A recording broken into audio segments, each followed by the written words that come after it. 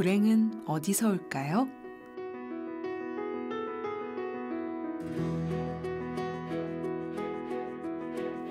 바람이 분다.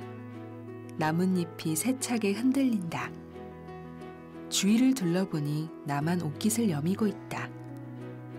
눈을 감고 마음을 가라앉히니 바람이 불지 않음을 느낀다.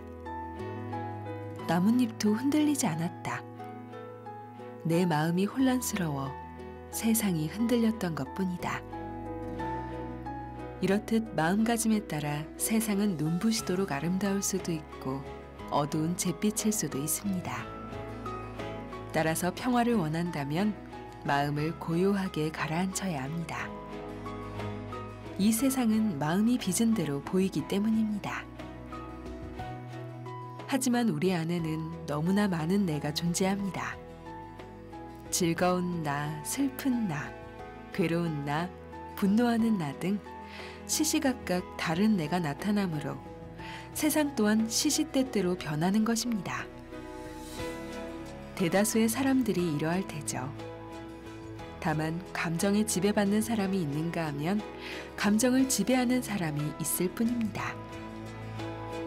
감정을 지배할 수 있다면 천길 나락에 떨어졌다 해도, 칠흑처럼 어두운 세상에 버려졌다 해도 한 줄기 빛을 찾아낼 수 있을 텐데, 한없이 나약한 인간이기에 결코 쉬운 일이 아닙니다. 그렇다면 감정에 지배받는 사람과 감정을 지배하는 사람의 차이는 어디에서 오는 것일까요? 정신 관련 책을 읽어보니 감정에 지배당하는 사람들 대다수가 불우한 어린 시절을 보냈다고 합니다. 부모에 의해 억압받았던 기억을 끌어안고 사는 탓에 쉽게 흥분하고 분노하고 좌절한다는 것입니다. 불행의 씨앗이 바람을 타고 어느 순간 갑자기 마음밭에 내려앉은 것이 아니라 아주 오래전부터 뿌리를 내리고 있었던 뜻이니 이를 어찌해야 한단 말인가요?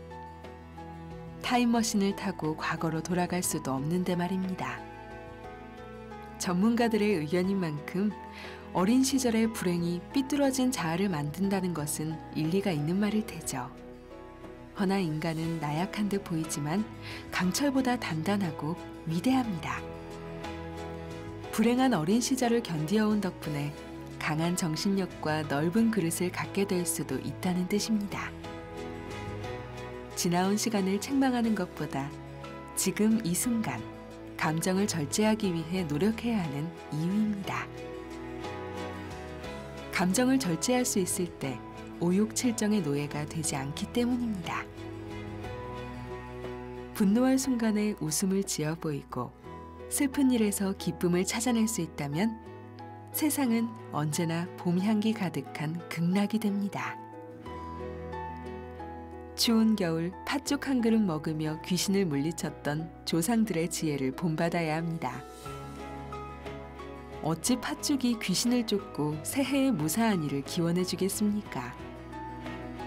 하지만 그 믿음이 마음의 평화를 안겨주었으니 두려움을 물리칠 수 있는 용기를 갖게 되고 긍정을 찾아내는 지혜가 생기는 것 아닐까요? 마음먹기가 그만큼 중요한 것입니다.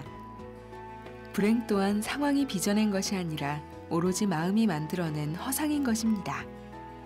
불행하다 읊조리면 불행해지는 것이고 행복하다 노래하면 행복이 찾아오는 것처럼 말입니다. 나의 말을 믿지 못한다면 지금부터라도 행복해 감사해라고 되뇌어 보세요. 어느 순간 행복이 성큼 다가와 있음을 알게 될 것입니다. 팥죽 한 그릇으로 귀신을 쫓던 지혜가 절실히 필요한 지금입니다.